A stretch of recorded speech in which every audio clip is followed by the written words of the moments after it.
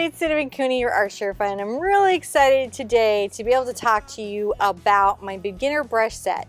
This is part of the collection that I put together with Silver Brush Limited, my brush partner, and I really wanted to create something for you that was a great, really good quality brush set for starting out. I think that's one of the most challenging things is like, what do I start with? What do I begin this painting journey with? You know, I'm not ready to jump in the deep end of the ocean yet, but I want something that is going to get me through, that I can do all these fabulous projects that I'm seeing on YouTube and is really going to perform for me very consistently. So let's go to our pop-up store and I'm going to pull the beginner set so we can really look at that. And I'm going to show you the brush strokes that it does, the way it performs, how it handles the paint, and of course, how to care for and clean up these brushes. All right, let's go shopping. Ooh, getting right into my beginner set. Super excited. You can kind of see that the packaging is very shiny, so I'm going to open these up and show them to you on the palette cam. So here is the brush set out of the cellophane wrapping, so you can see it. You can see that you get 6 brushes in the set. I really thought about this. Of course, you've got to have a number 10 bright. And the reason I step you down in these sizes is that one of the important things to be able to do as an artist is to be able to change sizes for the space that you're painting in. So this goes all the way down to a number 2 like you see me doing on the show all of the time. The other brush that I included in here was a number 4 round. This is a great mid-size round that's going to let you do a lot of trees. It's going to let you still do some fiddly branches. It's going to get you through a lot of projects without having to worry about another thing. I'm going to pull the number 10 here out of the package. It's really cute because in the inside of the package it got my little face and it says there's some lessons on YouTube you might enjoy. But you guys kind of know that, so here we go. Alright, so here's the brush. You can see it's got this nice matte finish, double crimped ferrule. This part of the brush is called a ferrule. Right here in the body of the brush, this is a bright. And these are filaments. These are not hairs. And they're not bristles, they're filaments. In fact, this is the Mitelon filament that is exclusive to this particular company. And what's wonderful about this is the short length out from the ferrule so that it's got some nice springiness to the brush. This is stiff enough, more than stiff enough for heavy body paint. And another thing that I'm going to show you is that when you get it wet, it's not going to pull too much water. So this is a nice kind of all-world sort of brush. It's soft enough for blending, it's sharp enough to create an amazing edge, it's incredibly resilient for use, has a nice weight in the hand. Let me show you how this brush and its siblings will perform in paint, and then I'll show you how to clean up. Let me put out some paint. I put out some different materials, and this is based on the things that you've told me in comments and in our conversations of the types of projects that you're using and the type of challenges that you have as a new painter. Over here on this side, I have colors and a heavy-bodied paint that you regularly see me use on my show. Also here, I have a fluid paint. You see me use this on my show, but this is also a good comparison to, say, like a craft paint or soft-bodied fluid paint. And here, I happen to have a student paint, and this particular student paint is one that many of you tell me that you use, you know, as you're learning to paint and getting familiar with it. And so, like, first, we're going to start over, and we're going to see this, like, student paint and how this brush can pull this out. So you can see it has no trouble pulling out my student paint, right? You can see it's just definitely loading up the brush. I can totally get it on there. When I dip the brush in water and come back, I don't make a lake. Let's come over to the canvas and see how this paints out. So the whole issue with the brush is how well can it put down the paint and how hard are you working to cover an area. And I always like to see how far a brush or paint goes still covering a canvas as I'm painting it out. And you can see that I have enough firmness in the edge of my bristles here, right, to be able to get a pretty good area of paint covered without reloading and without going back a bunch of times to my palette or my water, okay? Another thing you're going to see is I can easily, with this brush, smooth out my paint area because of the nice, beautiful engineered edge here. So I want to show you how this particular paint does a line, and then I want to show you the heavy body paint. So I'm going to come over here. I haven't gotten any more water. I'm just loading up my brush. Right? So there you go. This is the student paint. And I'm going to just show you how nice this number 10 drops a line. That is a pretty exceptional line, isn't it? I bet some of you are like, man, I never get a line like that with a detailed brush sometimes. This brush is really, really amazing. Amazing. I'm going to rinse this out. And I'm going to load up. Now this is going to be the heavy bodied paint, right guys? So here we go. Here's the heavy body paint. This is the real deal. What I use on my show, right? I'm going to come over, I'm going to mix some, you know, and add a little white. And let's see how that, and you can see that had no problem pulling all this paint onto the brush. Let's see that paint that down. Look at that. Look at that. It's not having any trouble. You see the exact kind of effects that I get on my show. And this is a real joy to paint with. Now I'm going to come right here and I'm going to reload my brush. See, I can do the offload real easy. I'm going to reload the edge here. Right? Look at that. I can get lines here too. Nice lines. And I can get a nice... I can also dry brush with this if I need to. So this brush will dry brush for me, and I can still impasto paint. So see, I've loaded paint up. I can still put out some thick paint if I needed to. I am not unable to do that. So you can imagine that this brush coming in a size 10 to a size 2 gives you a lot of options. I want to rinse this out, and I'd like to show you how the round can handle some branches and some lines.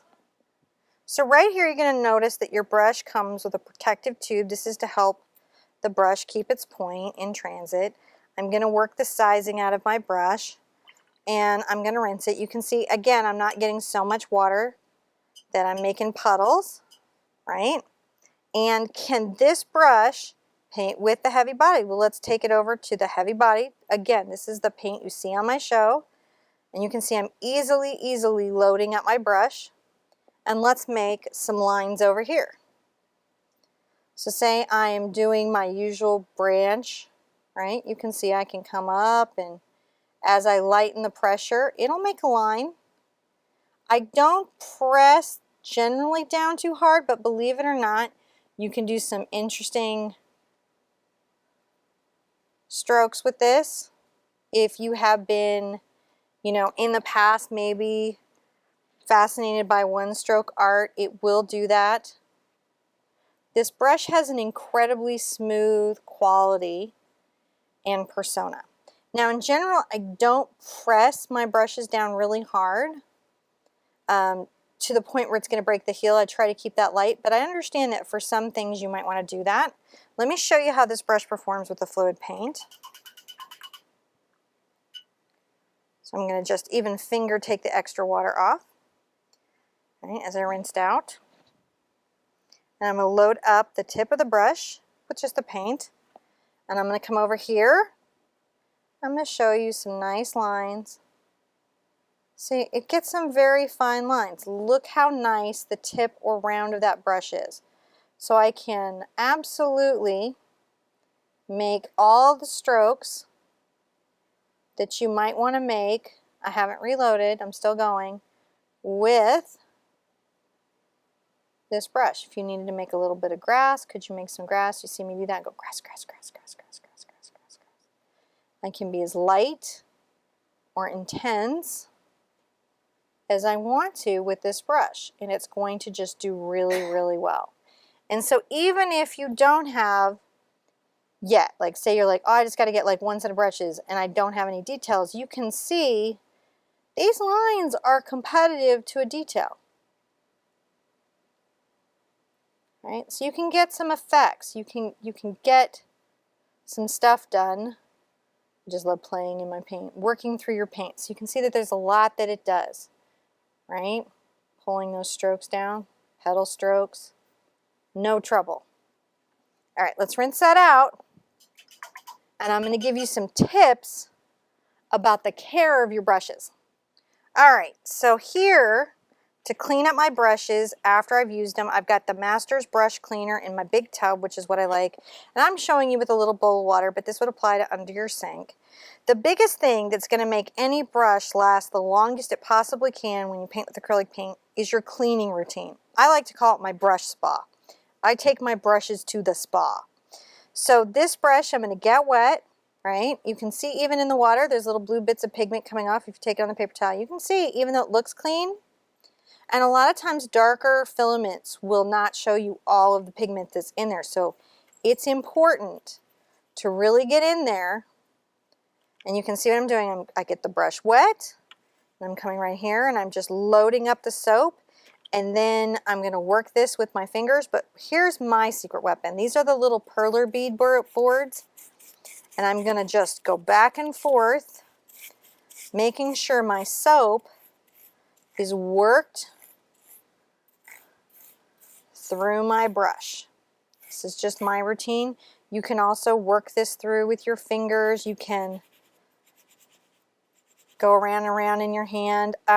If you have allergies to paint products, you know, just be aware of that these are, you know, safe products, but sometimes we have allergies to, you know, an ingredient in shampoo. So just be aware if you're using your hands. All right, so I'm just rinsing this out.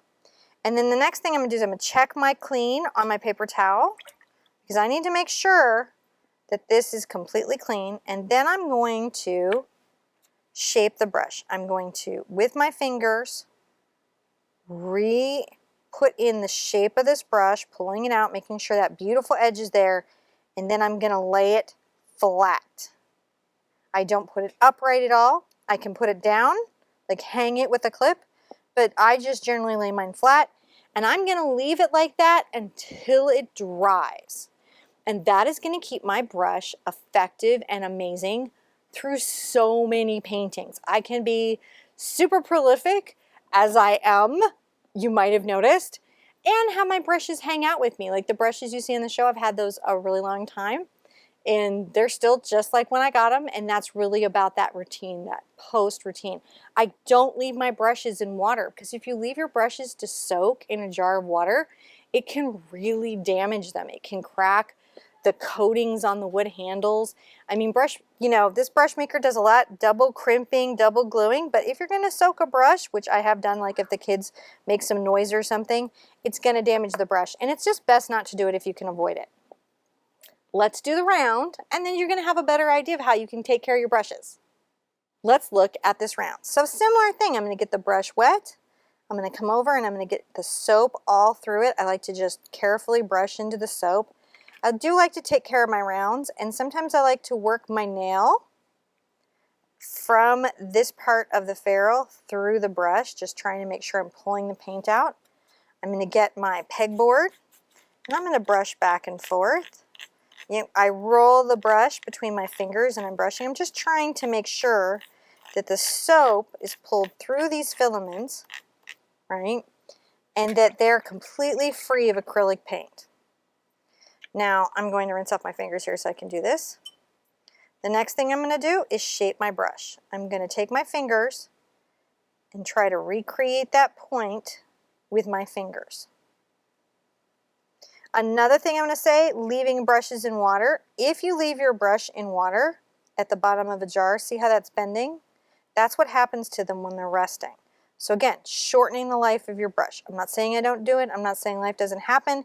And if ever you have a boo-boo with the brush, you leave paint on and it dries, or it bends a little bit or the hairs get crazy, I have a video. It's kind of a goofy video, but I have a video about how to fix that. That's a lot of fun, about 3 ways to repair your brushes. You can check the info card and the information in the description so that you can watch that. Listen, I loved showing you my brushes, and I'm really excited about this beginner set. I think it's a really great option out there for if you're starting out and you need just a good, reliable brush that will paint the heavy body paints so you can enjoy all these fun free art lessons. I think it's really wonderful, but, and this is super important, brushes are tools. And in our art journey, tools are replaced. Sometimes we take on new techniques and we get new tools. Our preferences change. Tools come and go. And while they're a wonderful companion to our art journey, there is only one thing that is irreplaceable in creation of a painting, and that is you. You are the indispensable component of painting. So never feel like you have to get something, that the magic is in a brush or in a type of paint or in a type of canvas. At the end of the day, the magic for painting is inside of you. Now, be good to yourselves, be good to each other, and I want to see you at the easel really soon. Bye-bye.